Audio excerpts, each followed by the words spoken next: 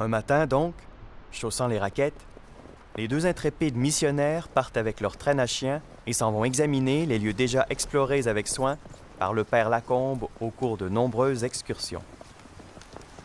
Tout en devisant des intérêts spirituels et matériels de leur mission, ils arrivent sur la colline qui domine la vallée de l'Esturgeon, à 8 milles d'Edmonton, en face d'une délicieuse rivière dont les replis capricieux serpentent la vallée avant d'aller se perdre dans le grand lac qui miroite à l'horizon.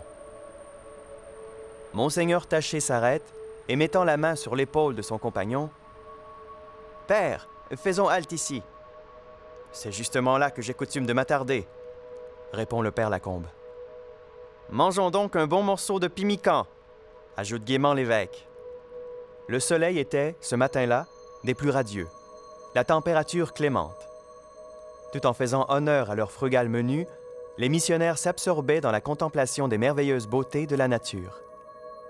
Bien des fois déjà, le père Lacombe était venu là et s'était dit que le site conviendrait parfaitement à l'établissement d'une mission. Et il se gardait bien de faire des remarques et d'intervenir dans les projets de son évêque. Tout à coup, Monseigneur Taché se lève, jette un long regard autour de lui et dit « Mon père, ce lieu est charmant. Je le choisis pour y fonder la nouvelle mission que vous appellerez Saint-Albert, en l'honneur de votre saint patron. » Et en même temps, il plante bien avant dans la neige le bâton qu'il tient en sa main. « Vous bâtirez ici la chapelle. Ce sera désormais la chapelle de Saint-Albert. »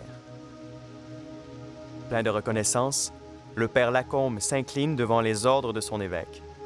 « Monseigneur, vous me faites un grand honneur et un vrai plaisir. J'avoue que votre grandeur est allée plus loin que mes espérances. J'ai bien des fois admiré cette colline, mais jamais je n'aurais cru qu'elle dût s'appeler un jour la mission de Saint-Albert.